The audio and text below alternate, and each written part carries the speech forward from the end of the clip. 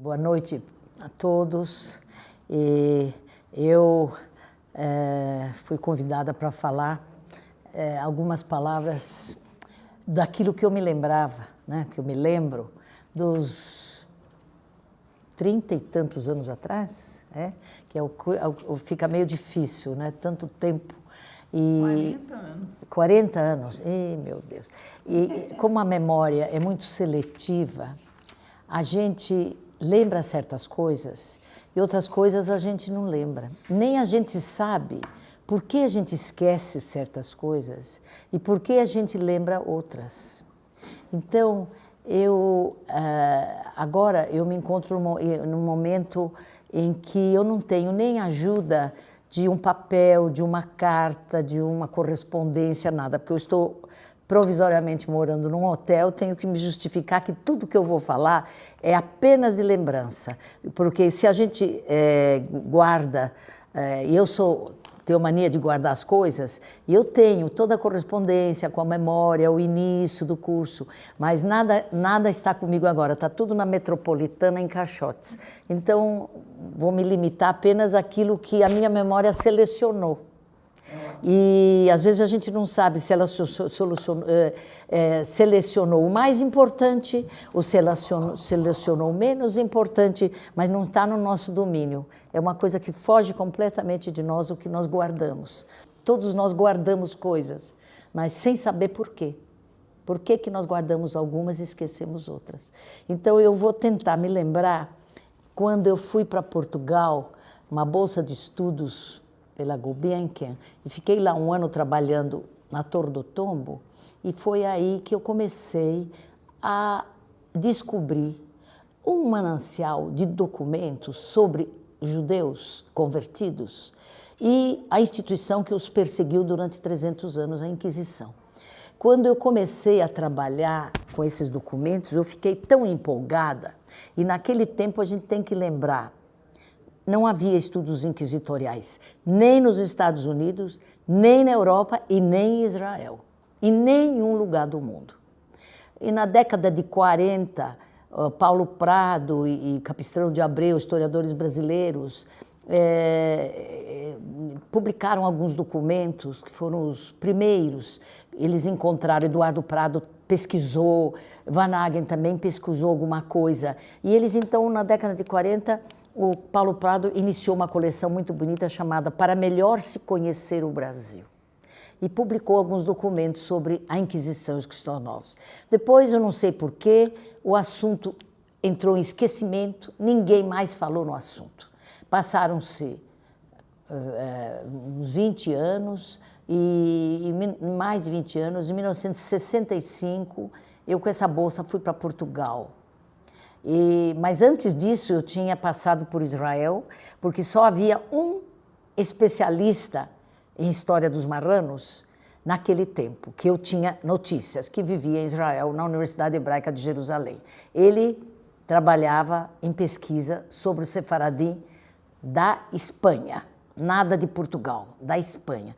Eu fui a Israel em 1963, e aí comecei os meus estudos na Universidade de Jerusalém com ele. Depois, em 65, eu fui para Portugal, fui buscar os documentos. Eu fiquei tão empolgada que quando veio um professor de Jerusalém, que passou em Lisboa, eu contei a ele o que eu estava descobrindo. Era uma coisa que me surpreendeu de tal maneira, milhares e milhares de pastas, de caixas, um depósito de 300 anos, manuscritos, né? Escreviam tanto, imagine como eles escreviam, se cada processo tinha 1000 páginas.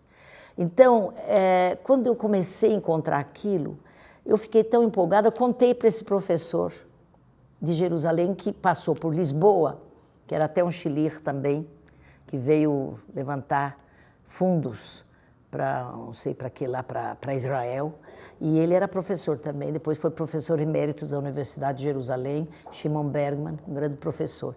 E aí eu contei para ele, e ele também ficou tão entusiasmado com essas descobertas, que ele comunicou a Nova York, a Memorial Foundation, o diretor da Memorial Foundation, que era amigo dele, e contou que em Portugal havia essa quantidade enorme de documentos sobre história judaica que os judeus não conheciam.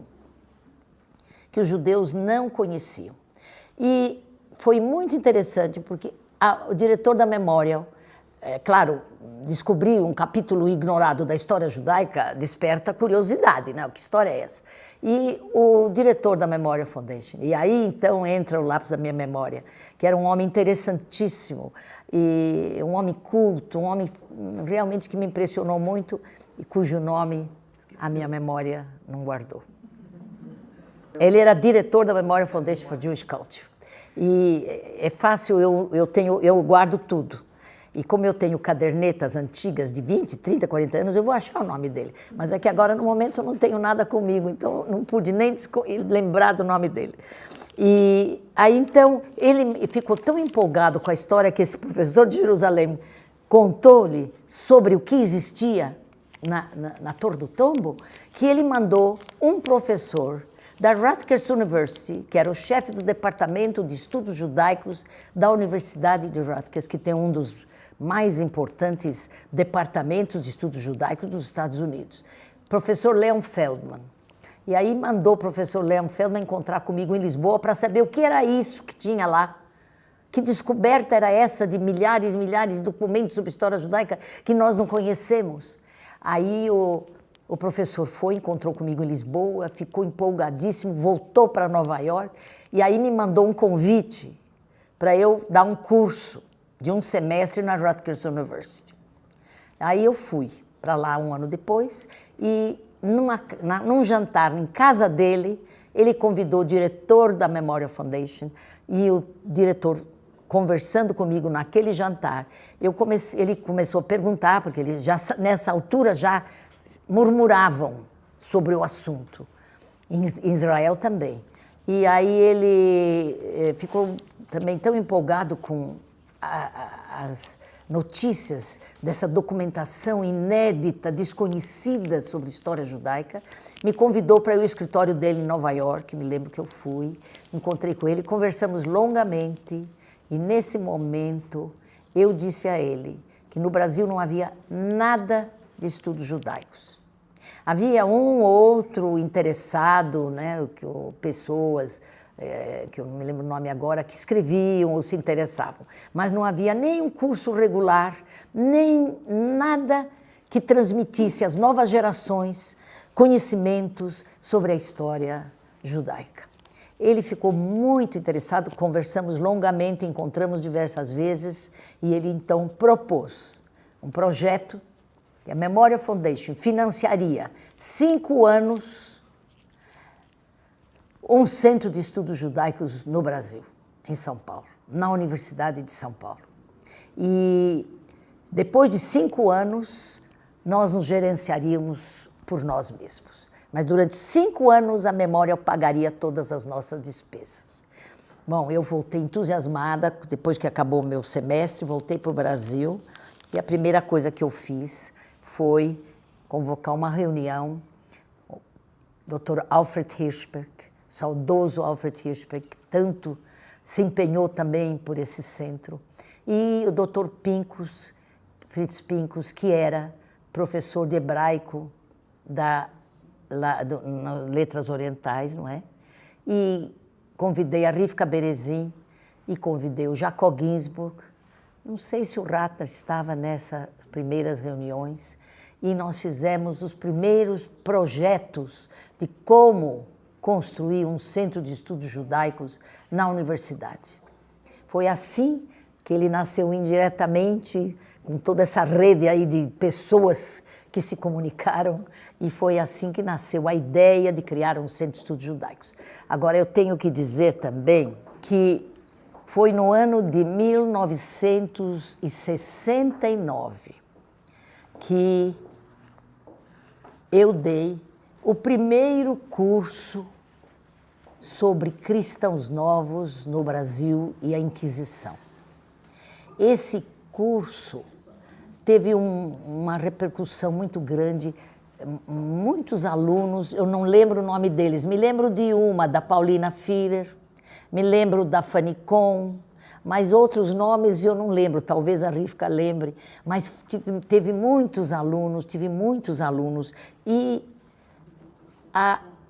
fiz uma conferência na CIP, tinha mais de 600 pessoas ouvindo, eu me lembro que essa notícia de que os judeus convertidos tiveram um papel tão grande na formação do Brasil e contando a história da perseguição, que aqui ninguém sabia disso, foi um impacto tão grande naquele momento. Hoje vocês não podem imaginar, porque hoje o assunto está mais do que vulgarizado, né? Mas naquele tempo foi assim, eu me lembro, na CIP tinha mais de 600 pessoas, o Alfred Hirschberg que preparou aquela conferência, não sei se você foi também, Rivka, naquela conferência na CIP, e aí, aliás, se pegarmos a crônica israelita, que era o jornal editado pelo Alfredo, vamos encontrar tudo isso. E naquele tempo, nós trabalhávamos no American Jewish Committee.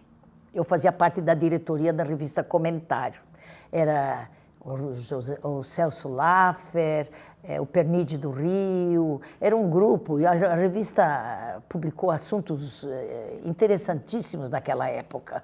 Então, começou, assim, uma efervescência de interesse pela história judaica. E os judeus daqui também começaram a despertar, principalmente quando souberam que esses convertidos têm relação com a história do Brasil, que era uma coisa que também só conheciam algumas pessoas que tinham lido Paulo Prado, o resto ninguém conhecia, ninguém sabia.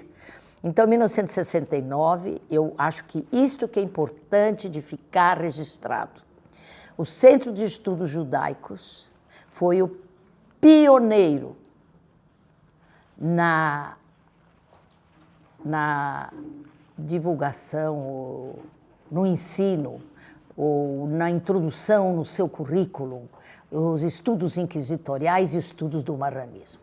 Foi o Centro de Estudos Judaicos, o primeiro órgão no Brasil, mas agora é muito importante também lembrar que não foi só no Brasil, porque eu acho que foi o primeiro pioneiro nesses estudos no mundo. Porque nessa época, eu me lembro, eu fui a várias universidades, eu fui professora em 4 universidades americanas, fui no Austin, Texas, fui na Rutgers, fui na Brown e outras universidades.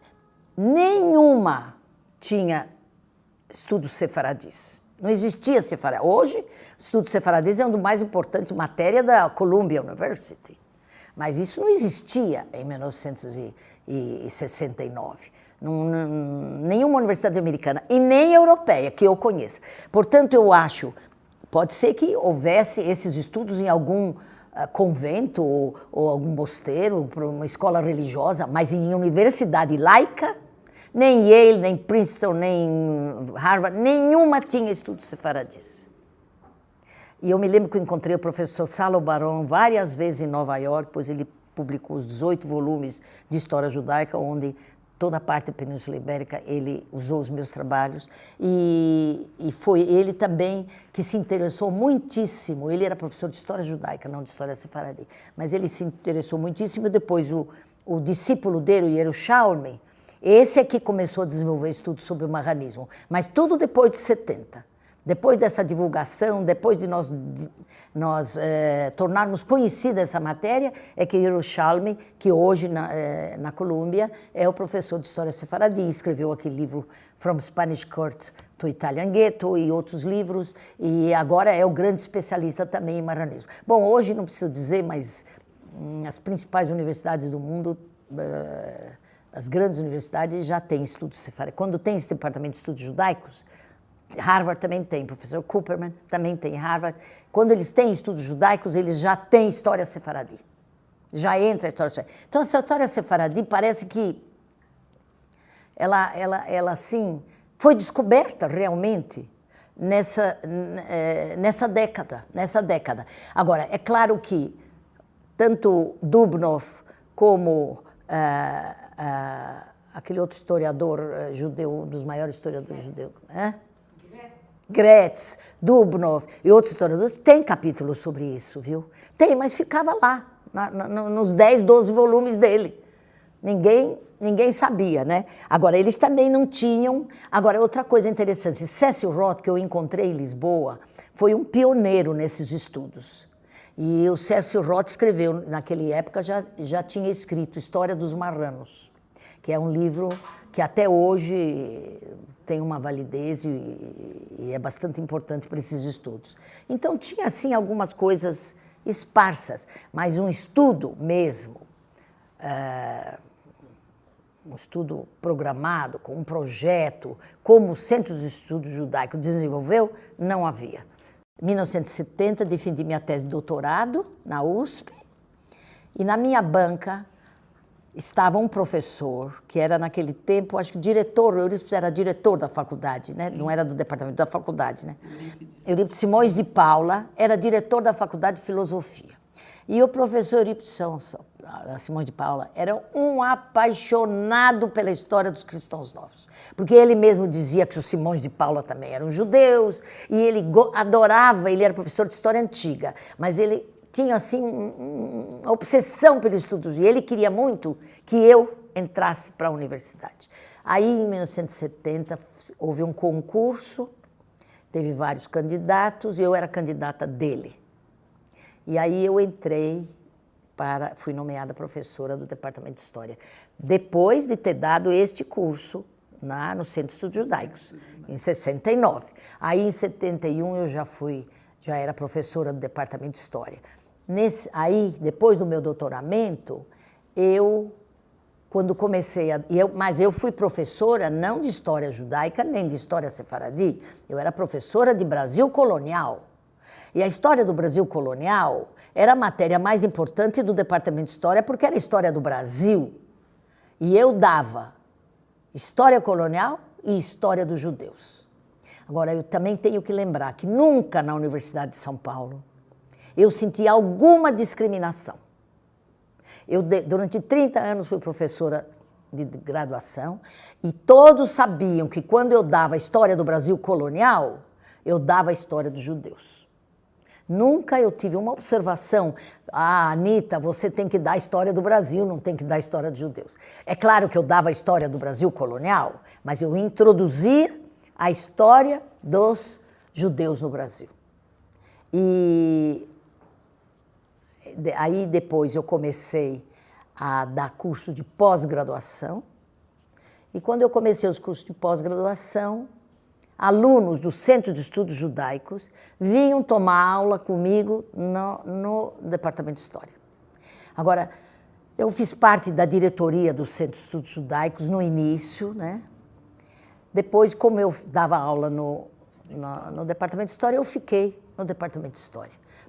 Fazia parte da diretoria do Centro de Estudos Judaicos, mas ministrava cursos no Departamento de História e curso de pós-graduação, onde eu tive vários alunos de pós-graduação que vinham do Centro de Estudos Judaicos. Eu fui convidada para fazer uma conferência na Academia de Letras, Academia Brasileira de Letras no Rio de Janeiro. E foi a Frânio Coutinho que me convidou. E aí, quando eu fiz a conferência, na minha frente estava o retrato do José Bonifácio de Andrade Silva.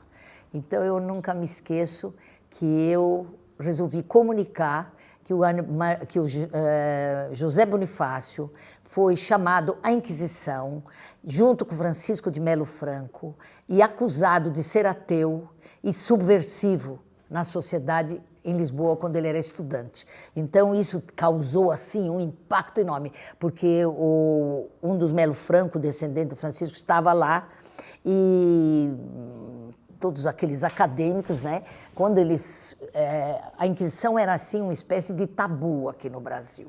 Você vê que nunca, nem em Portugal, nem no Brasil, não desenvolveram os estudos inquisitoriais. É um assunto muito delicado, porque ele mexe com os crimes da Igreja.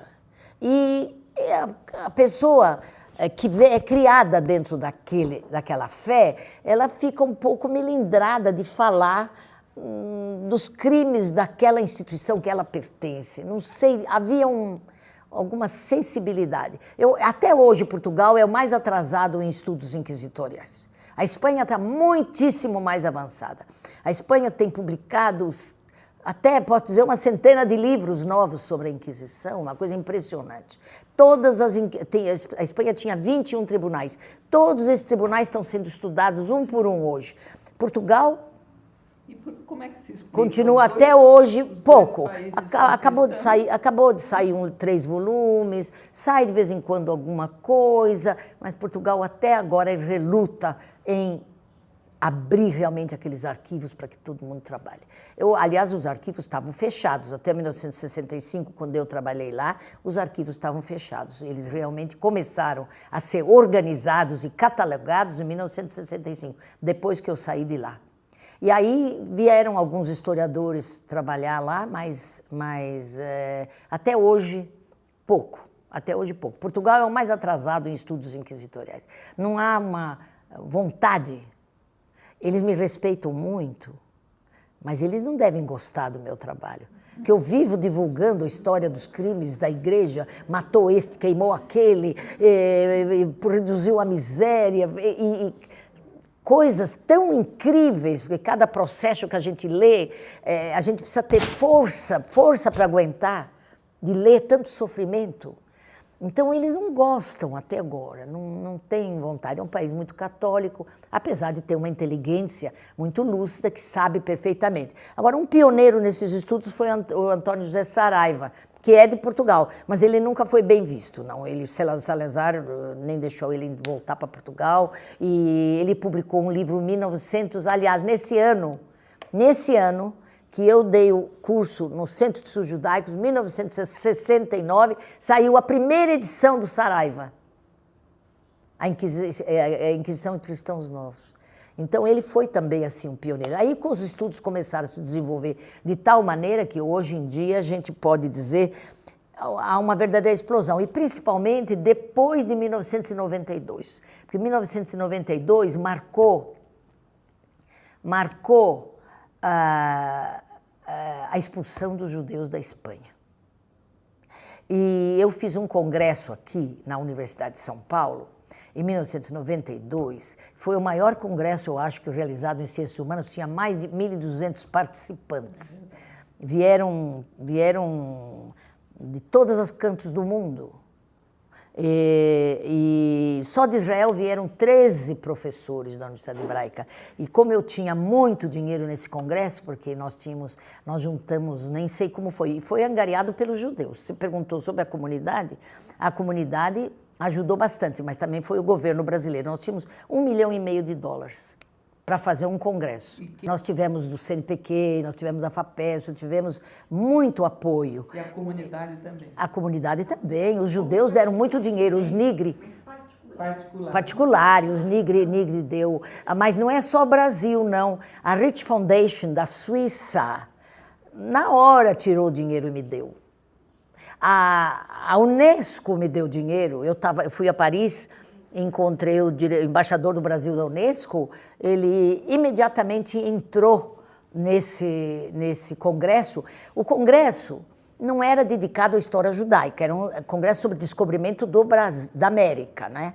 Mas teve uma sessão que teve mais de 70 participantes só sobre história judaica. E nós publicamos 9 volumes, dos quais Ibéria Judaica, era só dos veio Yovel, veio Bonfil, veio Kaplan, de Israel vieram 13 professores. Então, esse congresso também divulgou muito a história judaica. E a comunidade tomou muita consciência também do papel dos judeus no Brasil. Hoje é tão conhecida a história dos judeus no Brasil, não digo que é da massa, mas em Brasília, os políticos, os intelectuais, os professores, você conversa com eles, eles sabem perfeitamente.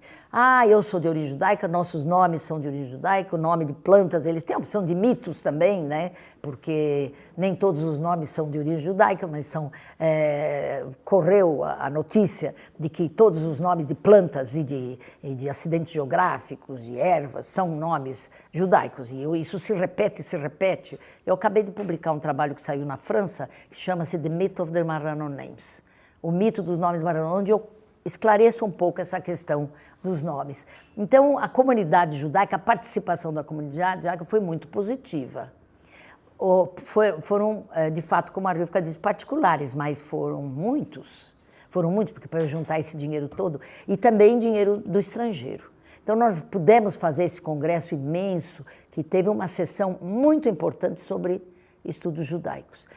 Os judeus foram muito, muito sensíveis e ainda são até hoje a esses estudos. Agora, não há uma conduta assim da parte da coletividade, não da coletividade, mas dos representantes da coletividade, um interesse muito grande em promover esses estudos. Porque esses estudos sobre cristãos novos, que começou no Centro Judaico, devia ser divulgado para todas as escolas judaicas. Agora está sendo dado um curso na Talmud Torah, a convite do Rabino Mendel, e meus alunos estão dando o curso. Vocês não imaginem o sucesso que está tendo. Que agora, então, a Fortaleza já pediu, ela disse que até no Rio de Janeiro eles têm interesse. Quer dizer, quando começarmos a divulgar essa história, eu creio que é importante, porque nós, judeus, temos que conhecer a história do país onde nós vivemos. Nós vivemos no Brasil, nossos filhos vivem aqui, e não conhecem conhece a história do Brasil, mas não conhece a história do seu povo aqui, que teve uma importância tão grande. E hoje eu tenho coragem de dizer o que eu não tinha coragem de dizer quando eu dei o meu primeiro curso nos Centros Judaicos, que o Brasil foi construído pelos judeus. Hoje eu tenho coragem de dizer isso porque eu tenho documentos, tenho provas. Não tem um campo, não tem um nível de absolutamente nada no Brasil onde os judeus não tiveram presentes. E presentes de uma maneira muito efetiva, de uma maneira muito dinâmica, como construtores mesmo. Eu já disse isso, agora eu fui a Brasília e fui convidada para um jantar na casa do Aldo Rebelo, e eu disse isso publicamente, os judeus construíram o Brasil. Eu publiquei 3 volumes de documentos, e estou publicando agora, esse mês vai sair o 4º volume pela Humanitas, que chama Gabinete de Investigação. Esse volume já está pronto o volume, é o 4º volume de documentos. Então, se alguém contestar, não precisa contestar para mim, o livro está ali. Por isso que eu achei importante publicar documentos. Porque se eu começasse com...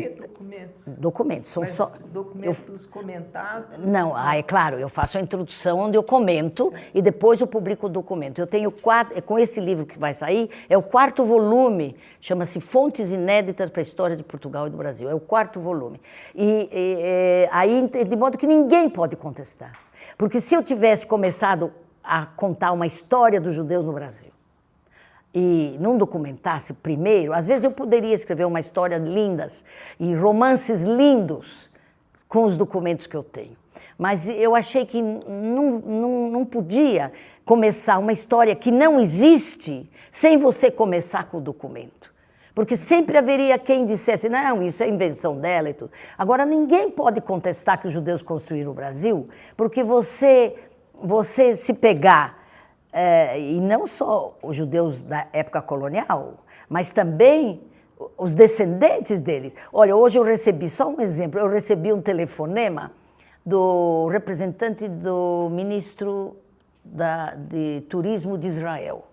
Ele me ligou hoje que ele recebeu um telefonema da Itália para ele contatar a professora Anita Novinsky, que tem algumas coisas muito interessantes para contar sobre o Chico Buarque de Holanda.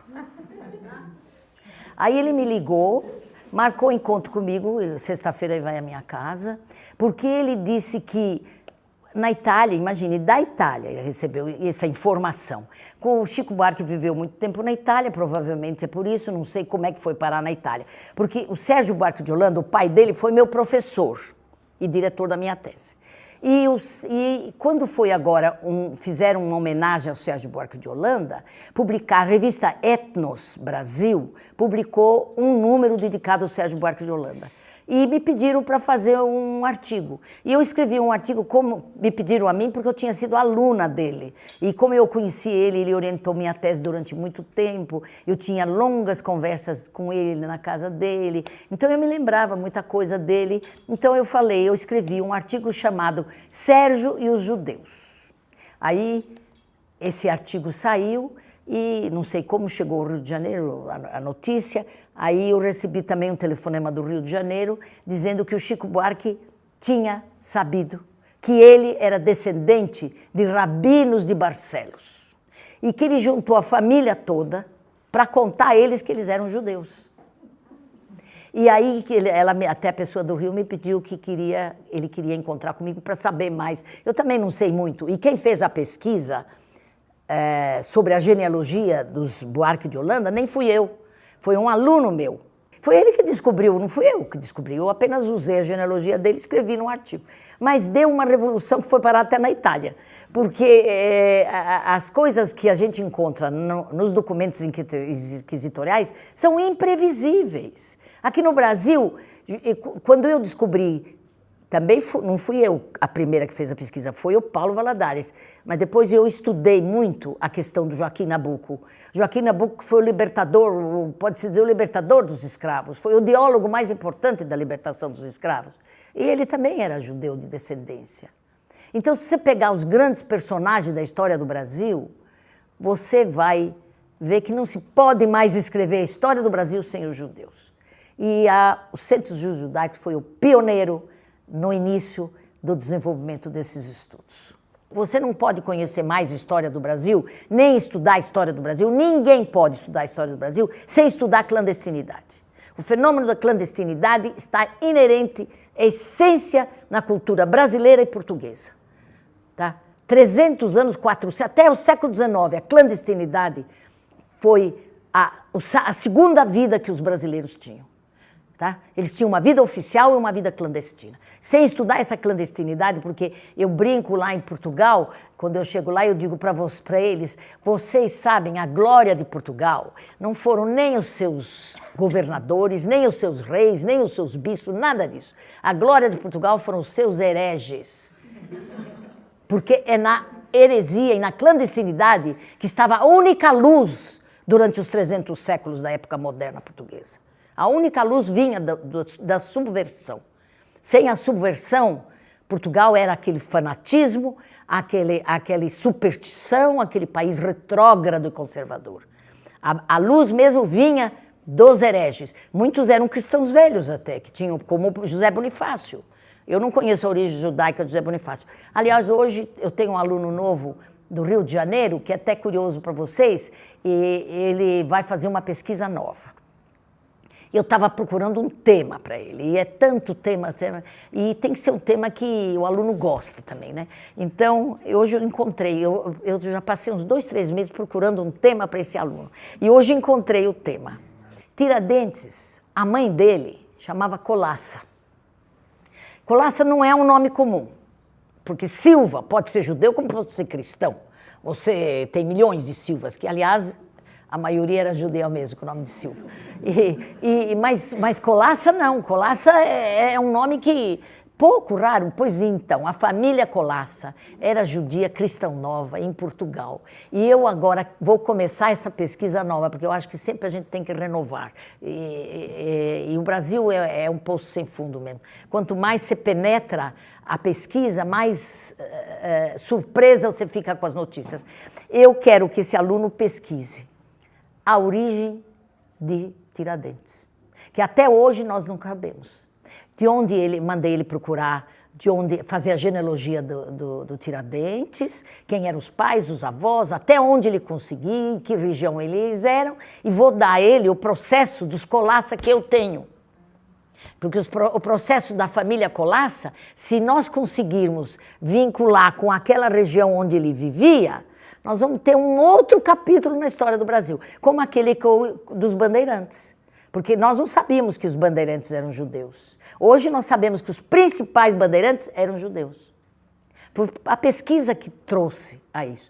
Então, na história do Brasil, a gente poderia falar até amanhã de tanta coisa que tem, mas o que é importante aqui nós lembrarmos e deixarmos registrado para sempre é que foi nos Centros Judaicos que nasceram esses estudos, foi a USP que permitiu que nós criássemos equipe de pesquisadores, que sempre me apoiou, todos os professores, 70 professores eram naquele tempo, todos me apoiaram nas minhas pesquisas, todos valorizaram o trabalho de descobrir e desenterrar essa história subversiva do Brasil colonial. Então eu acho que eu devo à Universidade de São Paulo todo o trabalho que nós desenvolvemos. Eu desde o começo publiquei trabalhos, porque eu sempre publiquei muito. Eu tenho mais de 65 trabalhos publicados em revistas estrangeiras. Jerusalém, por exemplo, também não desenvolvi esses estudos.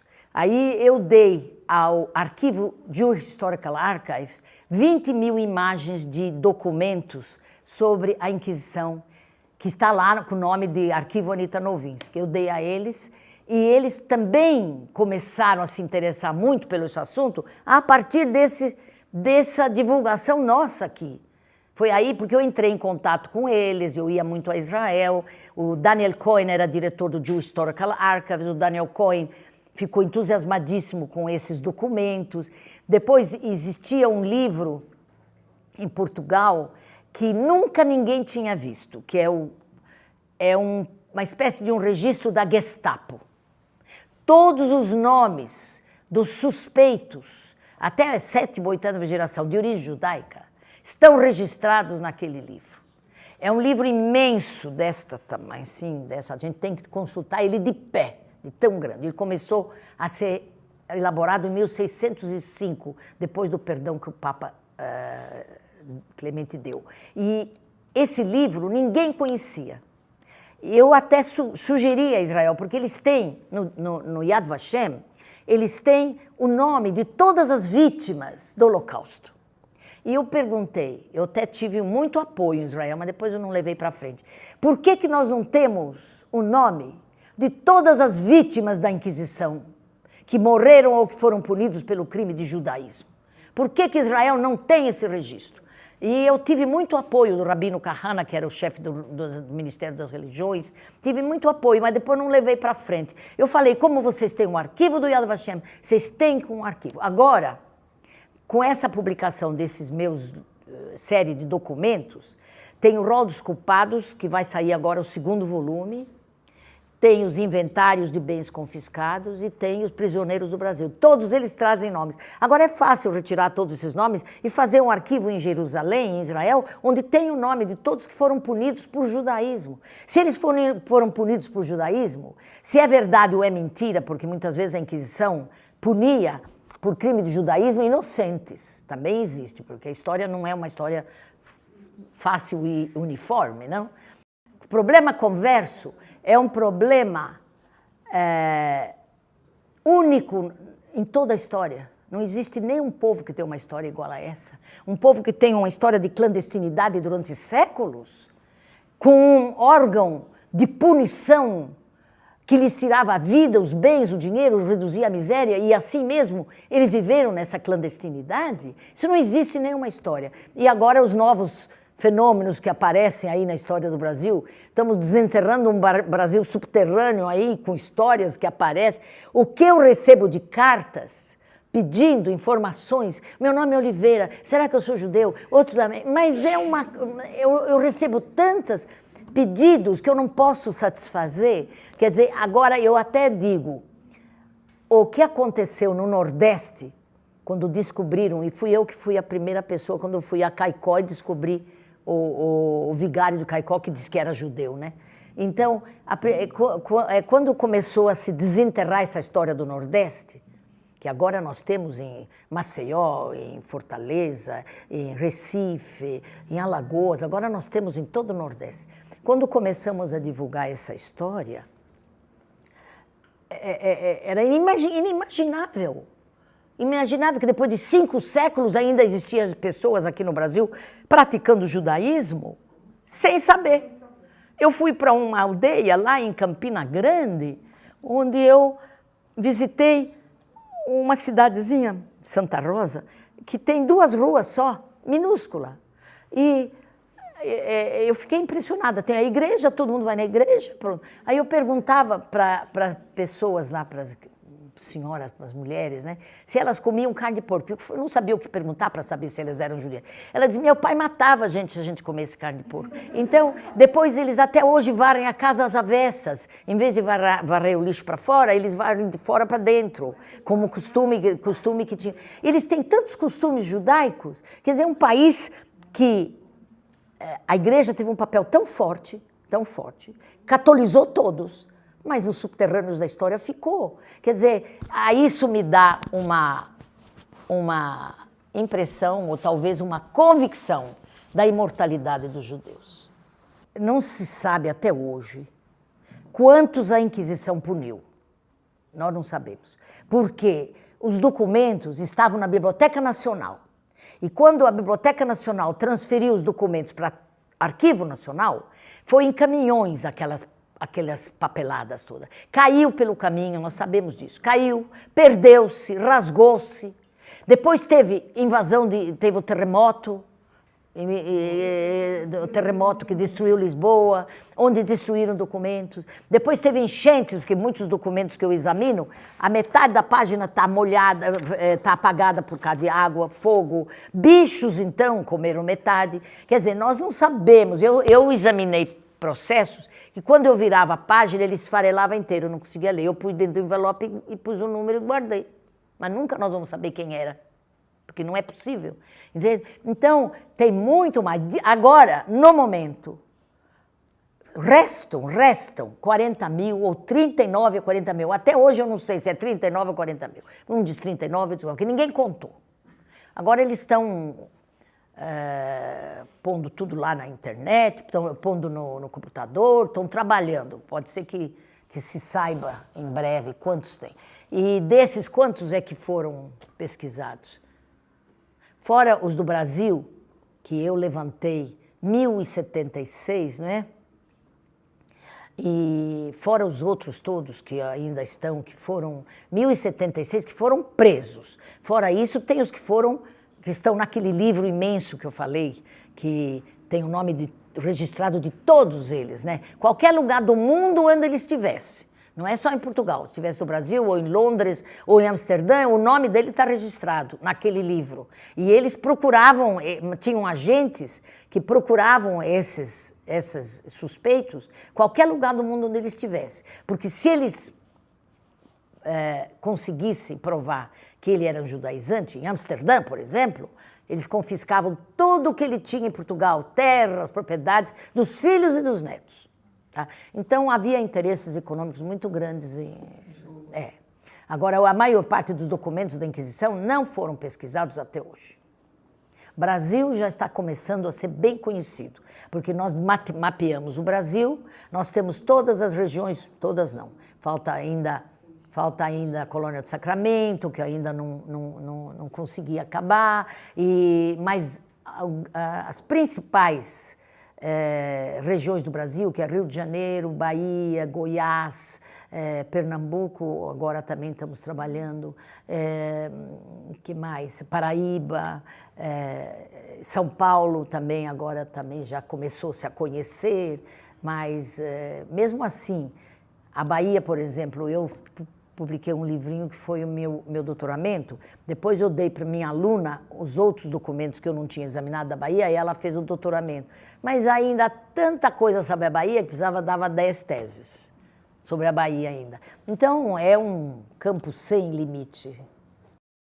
Eu trouxe, nesses anos que eu trabalhei em Portugal, eu tive várias bolsas de estudo.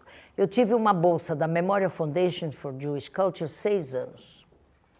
E a Memorial me financiou meus estudos e financiou pesquisas que eu tinha pesquisadoras em Portugal que trabalhavam, eu vinha embora, e elas continuavam a trabalhar, e financiadas pela Memorial.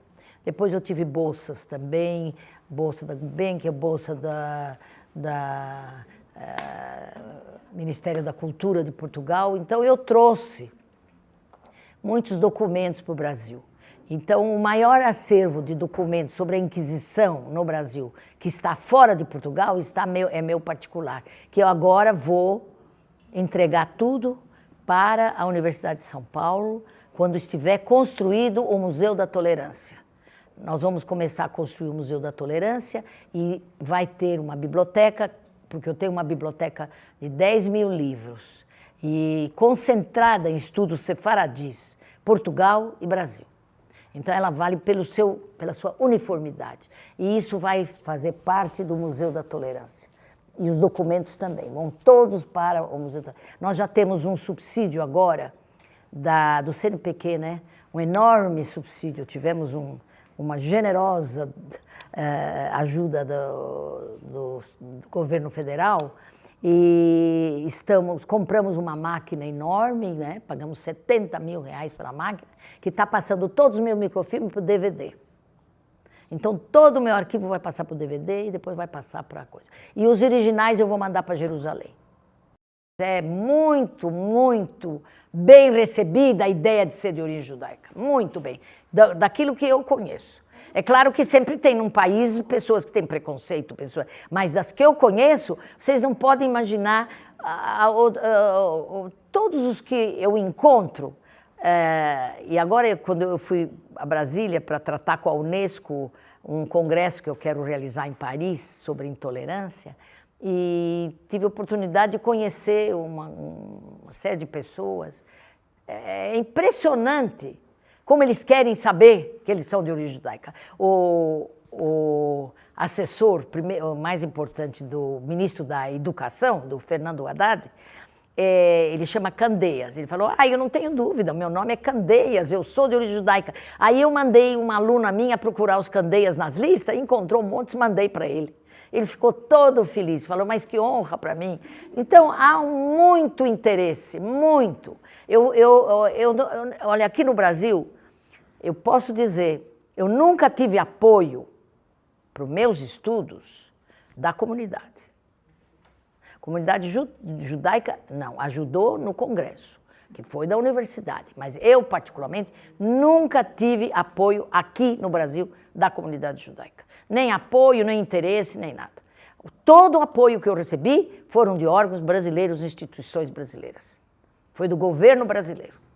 Quando eu fiz o Congresso da América, e todos sabem que eu trabalho sobre judeus, eu sou bolsista do CNPq há mais de 10 anos, e eu mando o meu projeto sempre a história judaica, e eu recebo um subsídio para qualquer coisa que eu peça, porque eu vejo nisso um interesse, uma simpatia e uma vontade realmente de ajudar a conhecer a história do Brasil e com satisfação.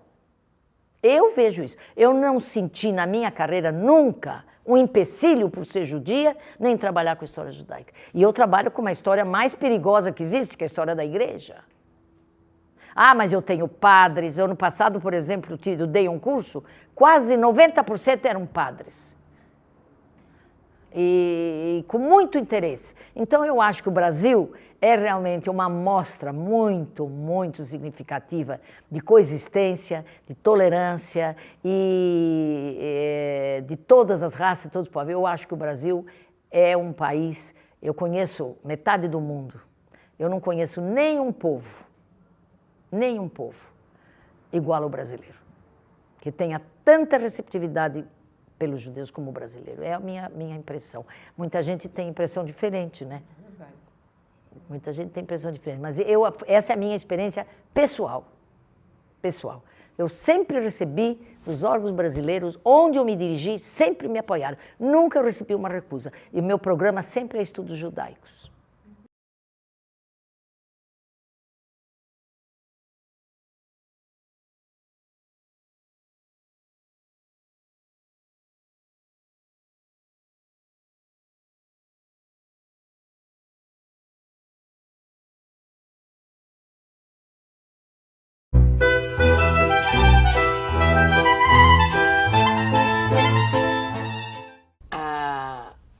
A Inquisição foi um fenômeno que atravessou 6 séculos da cristandade.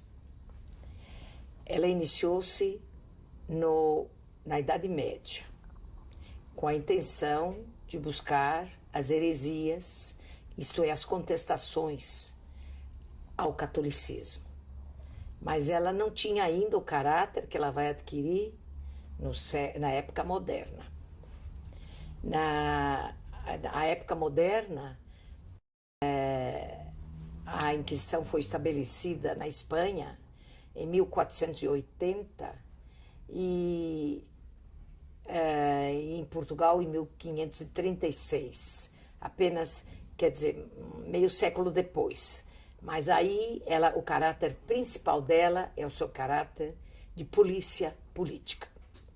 A Inquisição foi um tribunal que espalhava seus agentes por todo o império, tanto no reino como nas províncias de ultramar, tomas referentes à dúvida religiosa. As contestações à religião oficial, que era o catolicismo. A única religião permitida em todo o império, tanto espanhol como português, era a religião católica. Nenhuma outra religião era permitida. E qualquer dúvida, qualquer expressão de crítica, qualquer contestação, qualquer ideia, qualquer pensamento que não fosse de acordo com a doutrina oficial do catolicismo era considerado herética. Portanto, o tribunal, quando ele se estabeleceu tanto na Espanha como em Portugal, por desejo do rei. E tanto foi um tribunal religioso, como foi um tribunal político, porque Estado e Igreja estavam relacionados a tal ponto que os bens confiscados aos hereges, quer dizer, os suspeitos de heresia, metade revertia para a coroa e metade revertia para a Igreja. O Tribunal da Inquisição teve como seu objetivo principal atingir a classe média. A classe média que representava uma burguesia incipiente que estava em ebulição, em efervescência e que estava se lançando na Península Ibérica. E essa burguesia era principalmente constituída de portugueses ou espanhóis de origem judaica, que depois da conversão forçada, que se deu em 1497 em Portugal, quando todos os judeus foram obrigados a aceitar o batismo, foram agarrados pelas barbas e pelos cabelos e foram levados para a pia batismal e foram tornados católicos.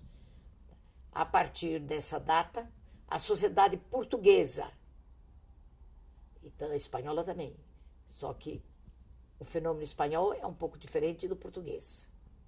O fenômeno português, a partir de 1497, a sociedade portuguesa ficou dividida entre cristãos novos, que eram recém-convertidos, e os cristãos velhos, que eram os antigos cristãos.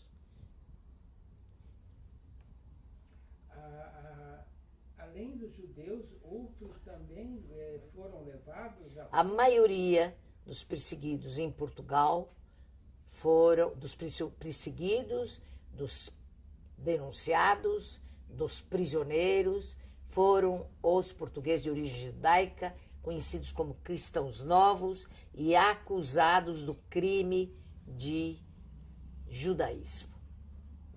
Agora, a Inquisição, no início, e a Inquisição foi estabelecida exclusivamente por causa da questão judaica.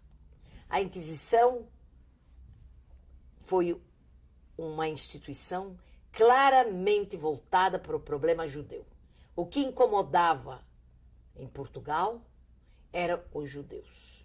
Havia também árabes, havia outras minorias, mas a maioria perseguida foi a classe média, a burguesia constituída de judeus.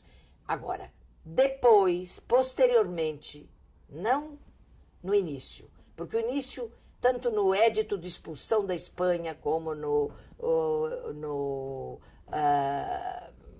na ordem de Dom Manuel da conversão forçada, sempre o objetivo eram os judeus. Agora, posteriormente e gradativamente, outras heresias foram sendo introduzidas, relacionadas com a fé, com a religião, com a crença, ou com o comportamento. Aí, então, foram incluídos, além do crime de judaísmo, outras heresias, como blasfêmias, proposições heréticas, bigamia, sodomia, homossexualismo. E a Inquisição passou a perseguir também esses comportamentos e esses outros crimes. Mas eles sempre constituíram uma minoria em Portugal e sempre constituíram um objetivo secundário da Inquisição. Porque a Inquisição estava preocupada com o confisco. A Inquisição foi um tribunal político e religioso com interesses econômicos. O que a coroa e o que a igreja estavam interessados é no maior quantidade de bens que ela podia confiscar a essa classe média. E a heresia a religiosa e a religião era um excelente pretexto. Então, dizer que qualquer um indivíduo podia acusar um outro, um rival por alguma razão qualquer podia acusar um outro, um parente podia acusar um outro parente, cartas suspeitas, cartas anônimas eram recebidas e aceitas como testemunho do crime.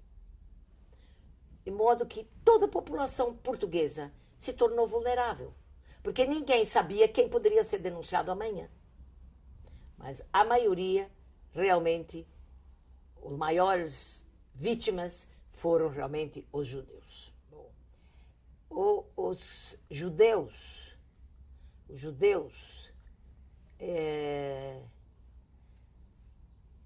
são antiquíssimos na Península Ibérica.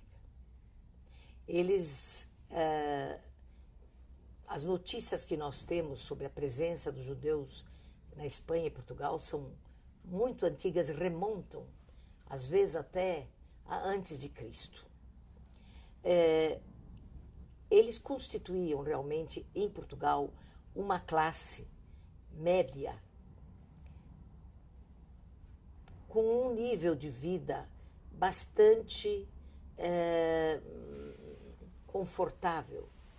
E isso suscitou, e eram homens engajados no comércio, os homens engajados eles eram artesãos e, além disso, alfabetizados, de modo que eles possuíam um nível muito acima da média da população cristã. Durante o tempo em que eles eram judeus, durante 15 séculos, eles viveram em Portugal como judeus. E parece que, em comparação com a vida dos judeus fora da Península Ibérica, a situação dos judeus em Portugal e na Espanha era única. Em nenhum lugar da Europa eles viveram em condições tão favoráveis como eles viveram na Espanha e em Portugal. Eles tinham as suas judarias, os seus bairros, onde eles viviam livremente. Eles praticavam a sua religião com a maior liberdade. Eram homens de prestígio e homens até colocados em situações de mando dentro do país, dentro de Portugal. Por exemplo, para dar um exemplo, no governo de Dom Dinis, século XIV, o mais importante judeu da comunidade, que era o rabino mor, Moisés Navarro, ele ao mesmo tempo é o ministro das finanças do rei. Então você pode ver que o mais alto cargo do país e o mais alto cargo da comunidade judaica era a mesma pessoa. Isso mostra o respeito que os monarcas portugueses tinham pelos judeus. Os judeus viveram nessa situação privilegiada. Portugal, nós não temos notícias, raramente, de explosões contra as comunidades judaicas. Em geral, eles viveram numa situação de cordialidade e de coexistência com as outras minorias árabes e cristãs. Os monarcas portugueses eram monarcas extremamente avançados, extremamente inteligentes e lúcidos, e eles conheciam o valor desta população judaica e utilizavam-os para os seus serviços. Então nós temos eruditos, temos pessoas de prestígio, temos até, quando foi constituída a monarquia portuguesa e Afonso Henriques conquistou Santarém, nós temos o homem que o ajudou na conquista e que depois teve o privilégio de utilizar o título de Dom, é Dom Yahia ibn Yahia. Ele ajudou o rei Afonso Henriques a conquistar Santarém, que foi quando se deu a separação de Portugal da Espanha. Até o fim do século XV, os judeus tiveram essa situação privilegiada em Portugal. Apesar de, nas reuniões das cortes, constantemente o terceiro Estado apresentava queixas.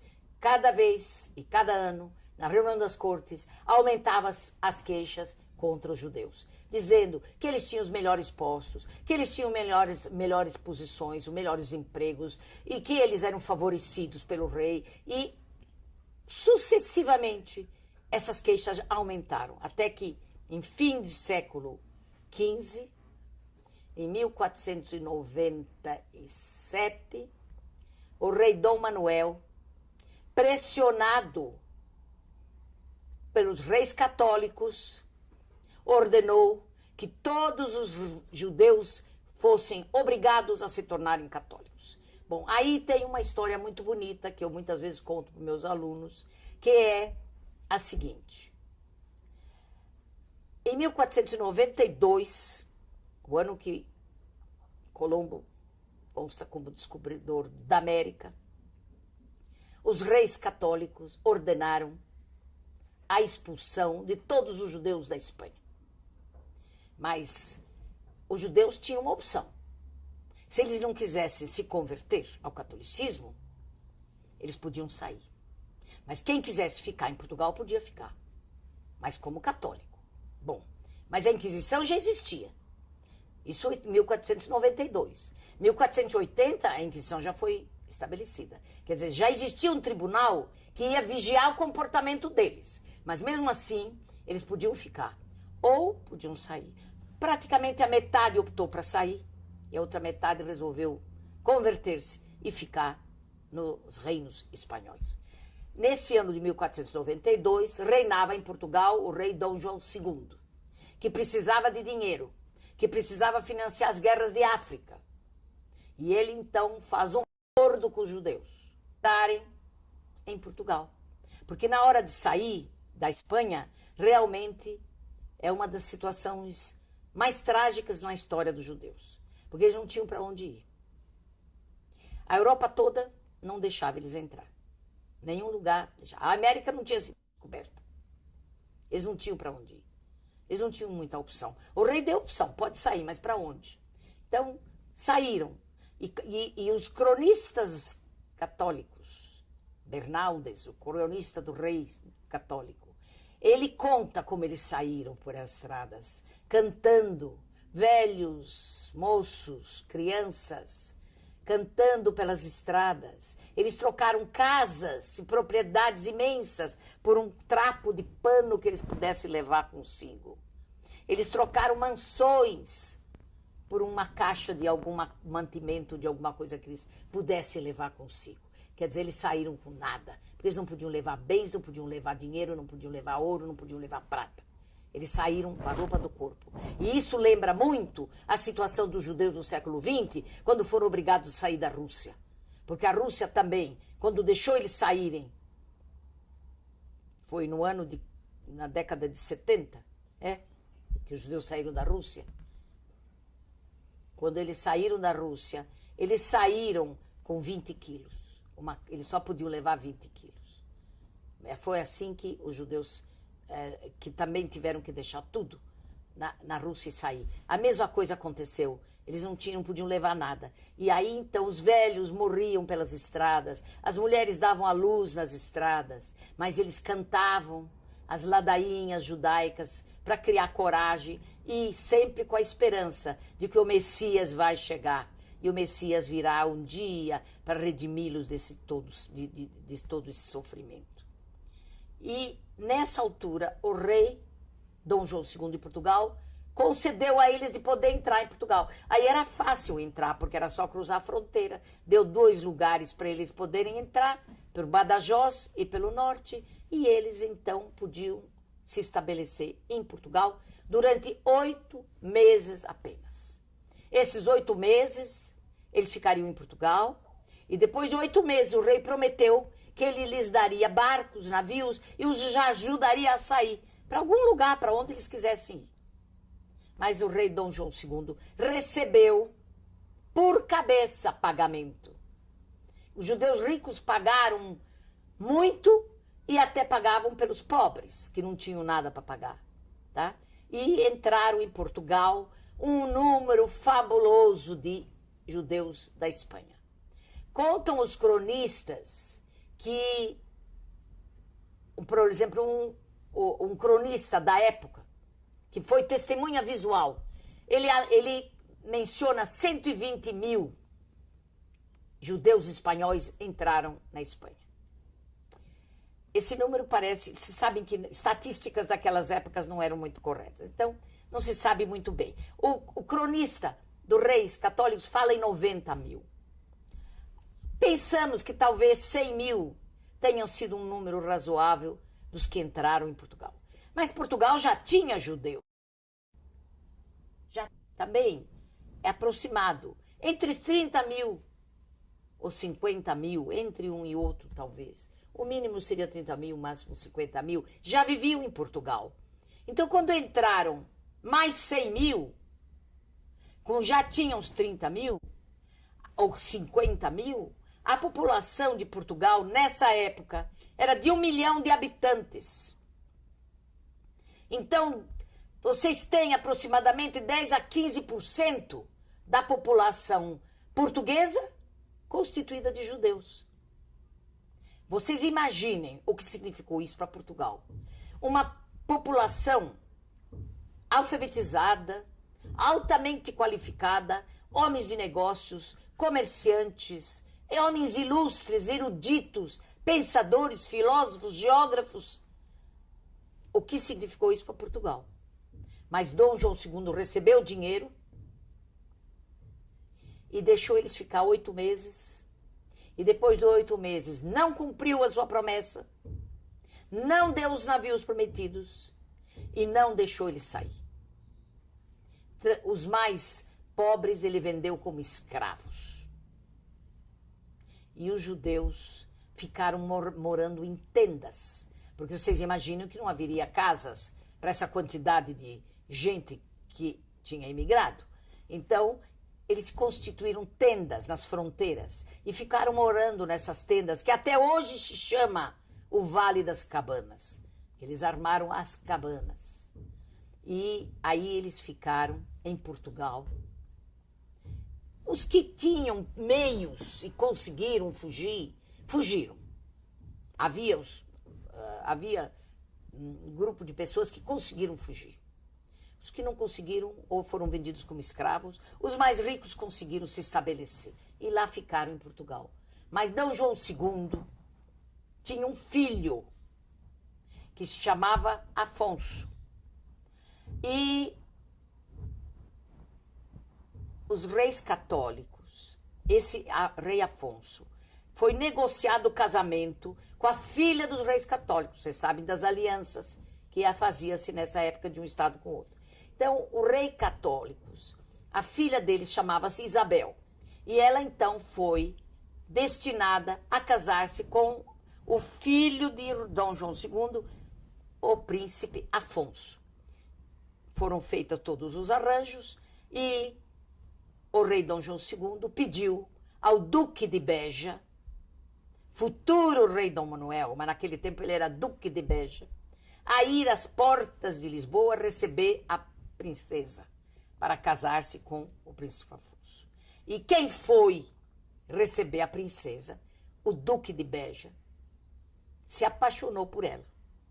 Aí tem um lindo romance, porque ele naturalmente recebeu-a e entregou-a ao príncipe, e as bodas levaram 3 dias. Foram festas e festas intermináveis, dias e noites. Gastaram-se fortunas do dinheiro que tinha entrado dos judeus para fazer esses casamentos.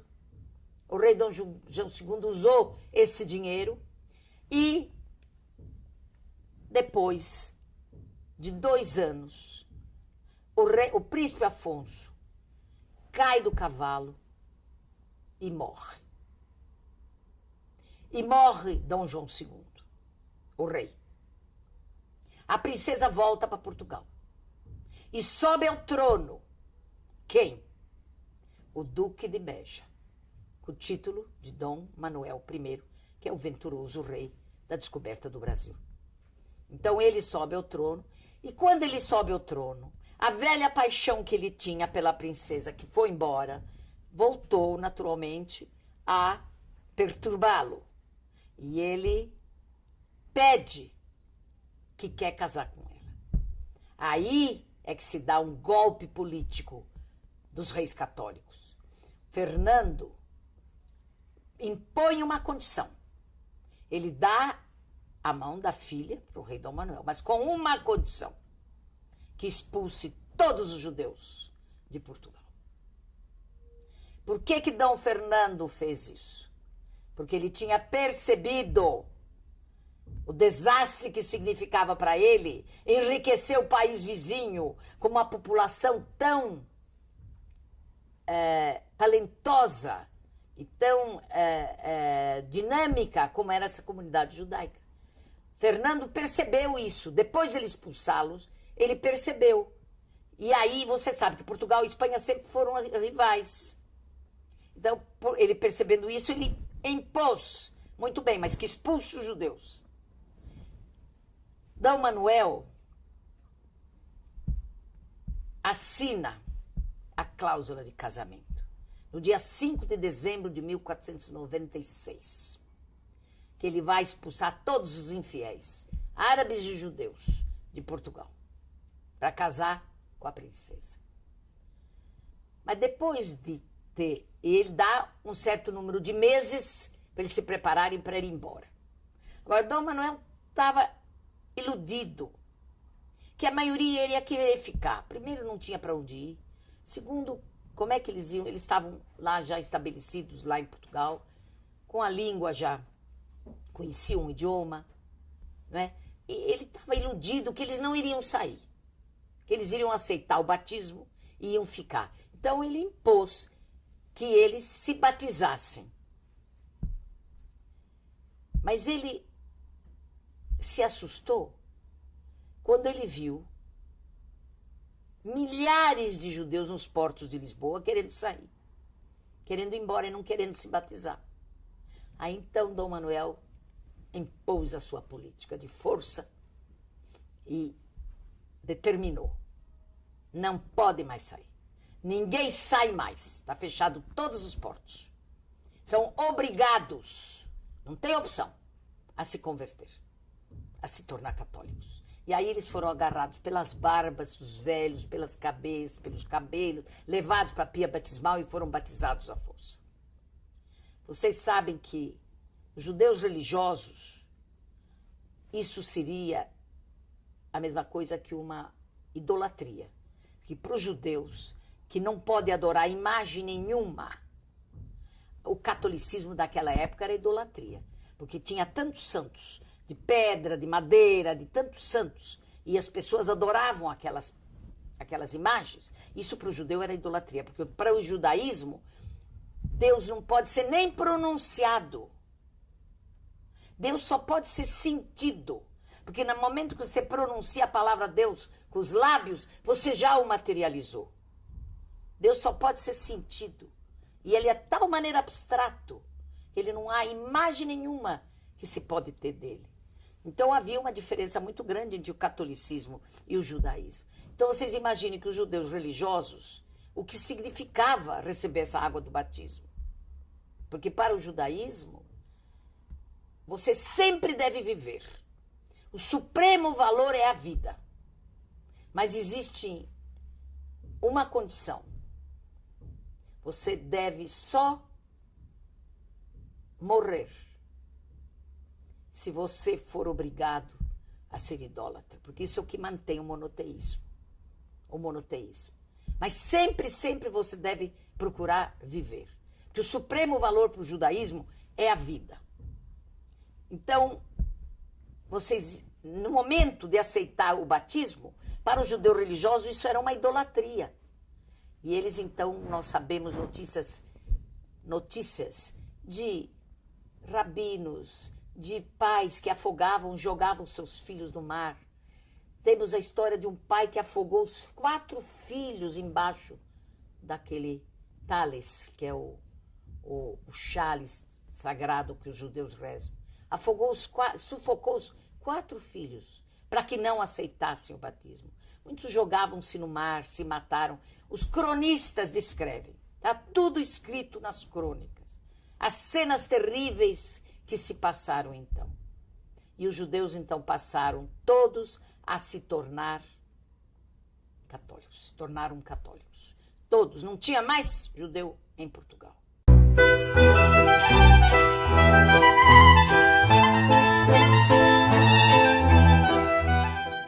Existe um capítulo na história do Brasil que foi totalmente ignorado pela historiografia brasileira.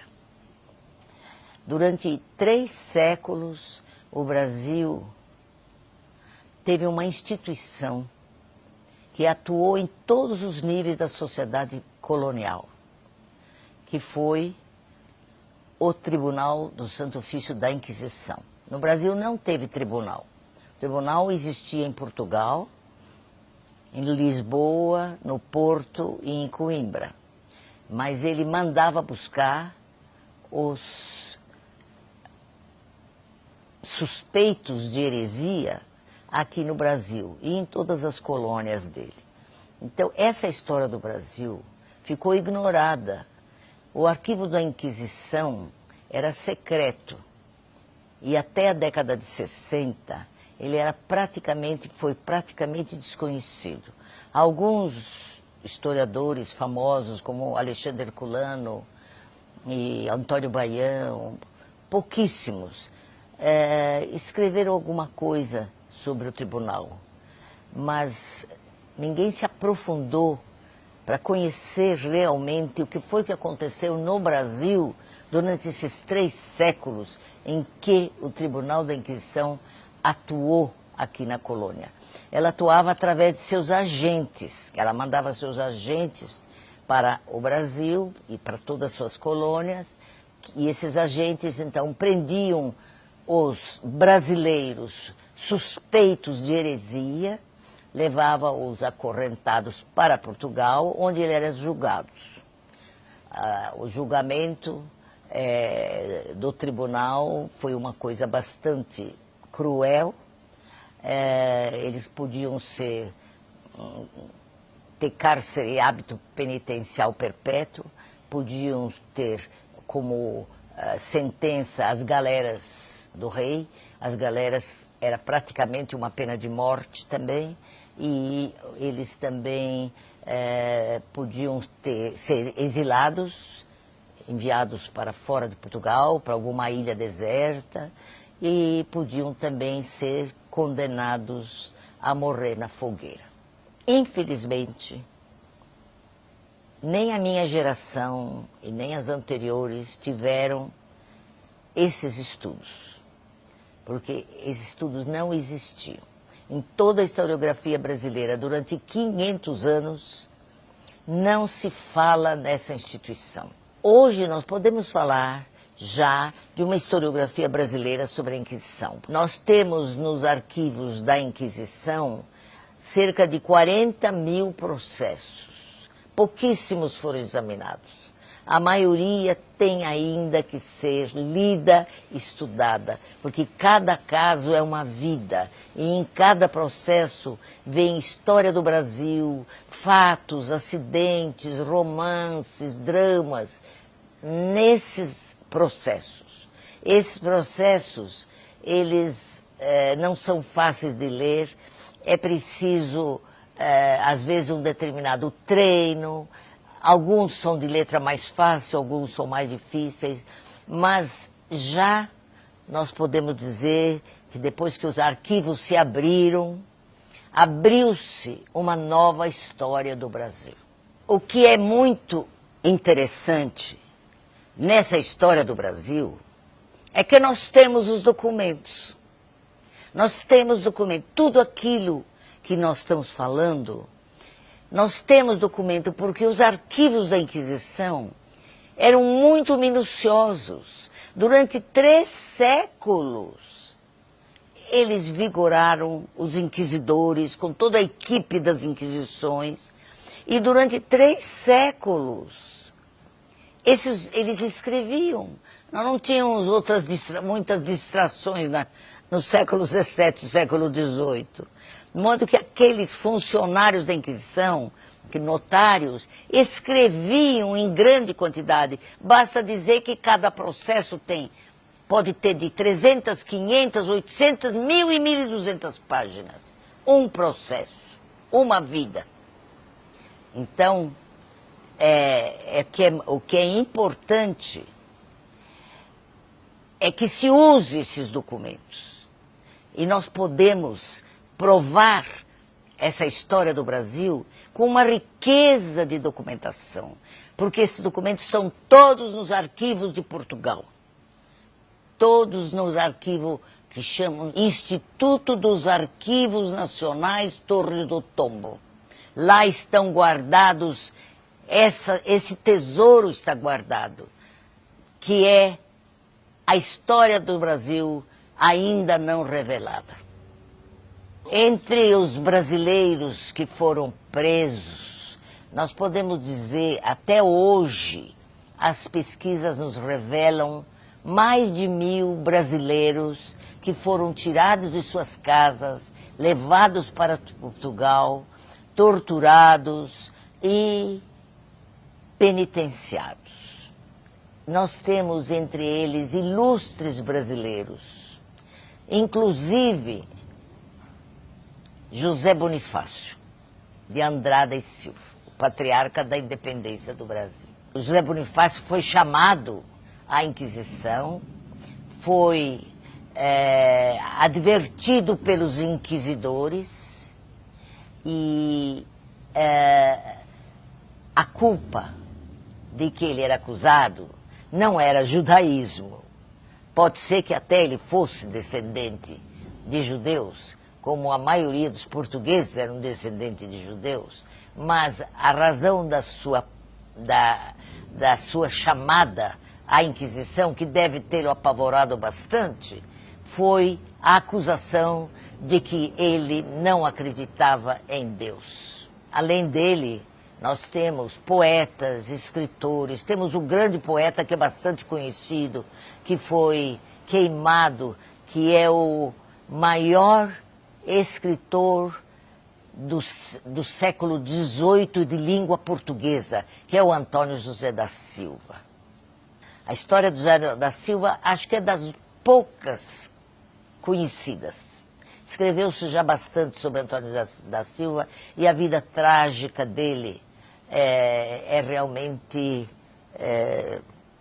revoltante saber que esse homem foi queimado. Um homem com tanto talento que deixou uma obra tão magnífica. Uma obra de crítica, mas uma obra magnífica. Nós temos também o primeiro poeta brasileiro, Bento Teixeira, que foi também preso na Bahia. E ele foi penitenciado e deixou a obra dele mas ele, no próprio processo dele, tem um texto magnífico escrito por ele. A vida do Bento Teixeira agora está começando a ser mais conhecida, apesar de terem escrito vários livros sobre ele, o texto dele não tinha sido analisado até agora. E eu espero agora que em breve será publicado esse livro que foi escrito por uma aluna da Universidade de São Paulo. Falando da Inquisição, não poderíamos deixar de lembrar o maior poeta, talvez, do século XX, que é Fernando Pessoa. Fernando Pessoa sabia que ele era de origem judaica, mas ele não sabia que um antepassado dele viveu no Brasil. Ele teve vários antepassados que viveram no Brasil, mas 2 irmãos viveram em Minas Gerais. E um deles, Martinho da Cunha de Oliveira Pessoa, morava em Ouro Preto. E parece que era um homem de muito talento, porque ele fazia teatro. E a história dele é realmente linda, mas muito triste, porque o Martinho ficou com saudades da terra dele. Ele viveu 25 anos em Ouro Preto e deu-lhe saudades de voltar para o Fundão, porque a família toda de Fernando Pessoa são todos lá daquela região do Fundão. E ele queria voltar, e um dia ele resolveu voltar para casa. E chegou no Fundão, ele fez teatro, ele montou uma série de negócios, mas a Inquisição o pegou e o queimou. Esse aqui é de João da Cunha, porque o Pessoa chamava Cunha. O Fernando Pessoa chamava Cunha. É a família de Fernando Pessoa.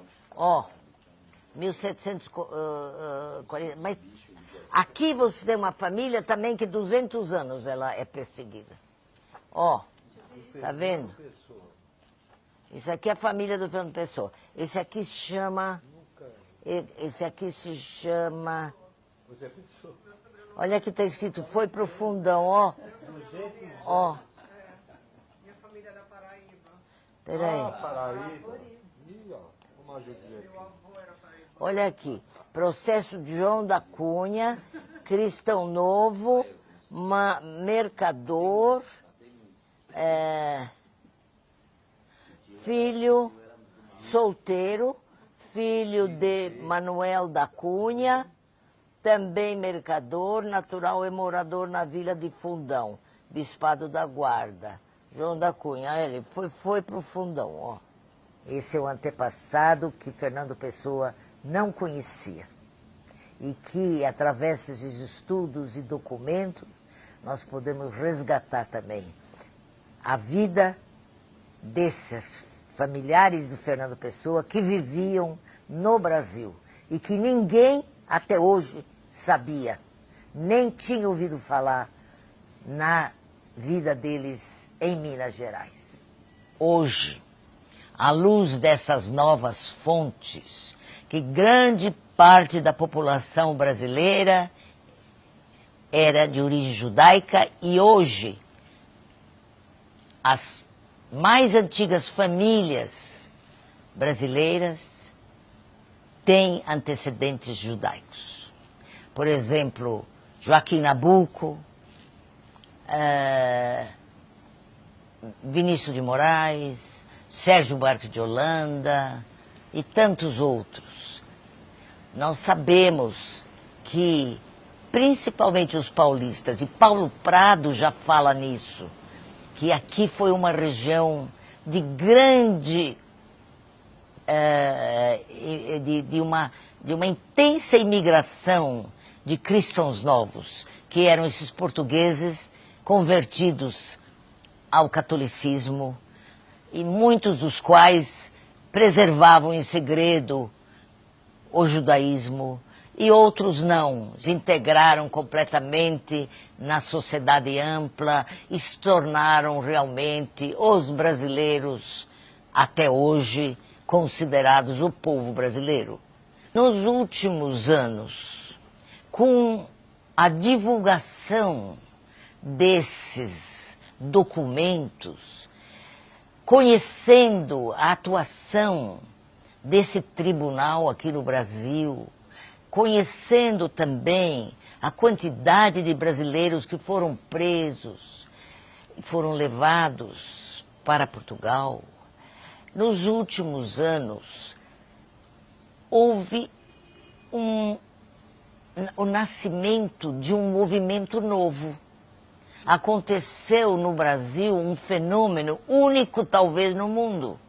Parte da população brasileira descobriu as suas origens judaicas.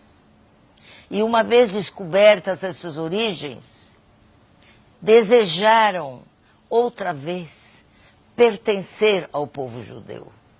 Então nós temos uma grande parte de brasileiros, principalmente no Nordeste, que sabem que são de origem judaica. Eles praticam ainda certos rituais, certa proibição de alimentos que os judeus não podem comer, eles também seguem. Aí tem determinados fenômenos que é geral no Nordeste e que são de origem judaica, como, por exemplo, a mortalha. Quando um homem, uma mulher falece, morrem, os judeus costumam usar uma roupa especial que os brasileiros do Nordeste chamam de mortalha. E esse é um costume judaico. É um costume específico de envolver a pessoa morta nessa roupa, que é feita especialmente para isso. Isso é usado em geral no Nordeste. Além disso, nós temos outros fenômenos também alimentares. O picadinho de carne brasileiro é de origem judaica também, porque está escrito nos livros da Inquisição. Quando você passar numa casa e ouvir o cheiro de cebola frita e picadinho de carne, você já sabe que é a casa de um judeu. E assim tem outras lendas e histórias que ficaram completamente esquecidas, porque os arquivos, como eu falei, eram secretos e ninguém tinha acesso a eles. Infelizmente, hoje, nós podemos resgatar a história do Brasil. Nós podemos escrever a história do Brasil, todos aqueles capítulos que não eram conhecidos, e enriquecer a história do Brasil e torná-la conhecida por todos os brasileiros.